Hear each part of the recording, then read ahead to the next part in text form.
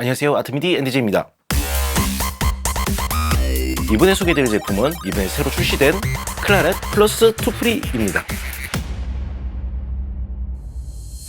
이 클라렛 하면 스칼렛의 언니이자 가성비 갑 오인패로 굉장히 사랑을 많이 받았던 제품이죠. 특히 마이크 프리가 좋은 오디오 인터페이스로 알려져 있었습니다. 실제로 제 채널에서 아주 예전에 거의 한 4년 전인가? 그때 제가 이제 오디오 인터페이스 빌트인 마이크 프리 비교 테스트를 했었는데요. 그때도 클라렛이 상당히 좋은 평가를 많이 받았었습니다. 그때 당시 비교 제품들이 매트릭 하울로 ULN이 있었고 안텔롭 젠 투어, 아포지 심포니 마이크 프리 옵션 된 거, 그리고 클라렛 포프리 썬더볼트 이렇게 네 가지 제품을 이제 비교를 했었는데요. 물론 전 제품이 전부 다 좋은 댓글이 달렸었지만 그 중에서 유일하게 100만 원 아래대 제품이 이제 클라렛 포프리였던 거죠. 그래서 뭐 가격 대비 정말 훌륭하다라는 이제 평가를 많이 받았었습니다. 제가 뭐 좋다고 평가를 한 건 없습니다. 다 댓글에 이제 사람들이 들어보고 이제 써주신 거니까. 근데 뭐 사실 뭐가 더 좋다기보다는 내가 뭘 더 좋아하냐가 더 중요하죠. 아무래도 취향은 개인적인 거니까요. 그리고 이번에 그 후속작 클라렛 플러스가 나왔습니다. 출시는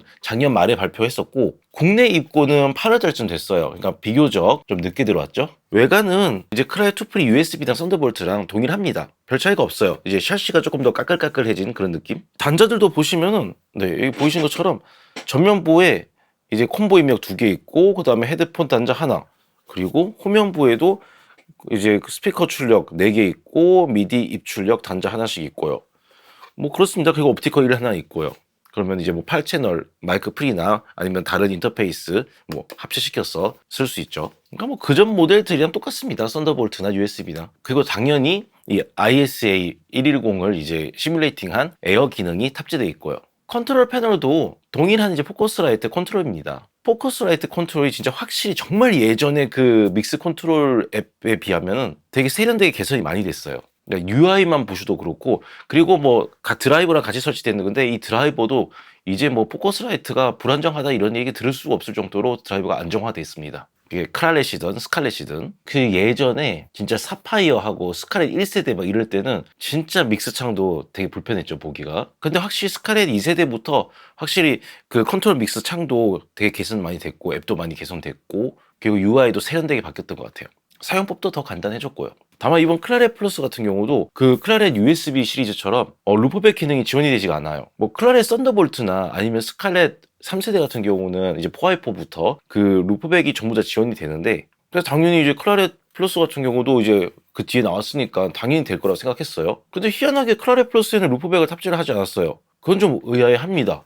포커스라이트 그 뭐 이상한 방순용 장비 같은 거 만들어 놨는데 왜 얘한테 루프백을 주지 않았을까요? 좀 의아해합니다. 포커스라이트. 뭐 어쨌든 이 부분 진짜 좀 아쉽습니다. 자, 그러면 어떤 부분이 개선되었는지 한번 알아보도록 하겠습니다. 우선 지금 보이시는 표와 같이 입력 THD 플러스 N 수치가 이제 3dB 낮아졌고요. 근데 이제 입력 다이나믹 레인지는 동일합니다. 그전과. 그 이전 클라렛보다 출력 다이나믹 레인지가 무려 6dB나 올라갔어요. 그리고 THD 플러스 N은 3dB 떨어졌고요. 헤드폰 역시 다이나믹 레인지가 3dB 정도 올랐습니다. 그리고 THD 플러스 N은 또 3dB 줄었고요. 그러니까 수치상으로는 약간 개선이 되었습니다. 그리고 제가 들어보니까 이제 출력 쪽, 스피커 쪽하고 헤드폰 쪽을 들어봤는데 확실히 출력 쪽은 스테레오 이미지가 조금 더 넓어졌어요. 그러니까 다이나믹 레인지도 이제 올라갔고 스테레오 이미지도 좀 더 좋아졌다고 보시면 될 것 같습니다. 자, 그럼 클라렛의 최고 장점인 마이크 프리를 한번 소리를 들어보겠습니다. 그리고 그 전에 말씀드릴 게 그 클라렛 플러스에 콘덴서 마이크를 사용하시려면 뭐 당연히 안 하시겠지만 이제 팬텀 파워를 이제 활성화해야 되잖아요.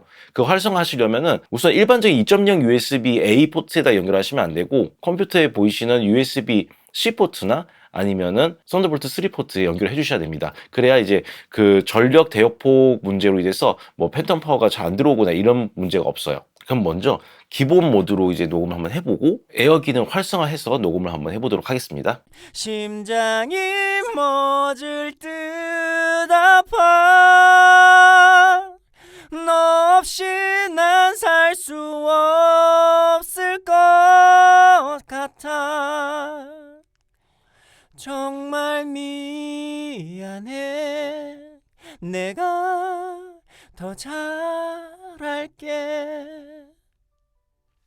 심장이 멎을 듯 아파 너 없이 난 살 수 없을 것 정말 미안해. 내가 더 잘할게. 확실히 명불허전 클라렛입니다. 깨끗합니다. 물론 아웃보드 마이크 프리 앰프에 비할 수는 없겠지만 그래도 오디오 인터페이스 내장 마이크 프리 치고는 진짜 괜찮은 편인 것 같아요. 특히 에어 기능 사용했을 때는 확실히 하이 프리퀀시 그 수업 영역이 넓어지다 보니까 그 에어감이라는 게 확실히 잘 느껴집니다. 뭔가 여유 있어요. 그러니까 결국 뭐 보면은 그전 이제 시리즈 대비 뭐 스피커 출력이나 이런 거는 이제 조금 더 스테레오 이미지가 아까 말씀드린 것처럼 넓어졌고 뭐 마이크 프리 여전히 깨끗하고 뭐 잡음은 줄어들었고 다 개선되었습니다.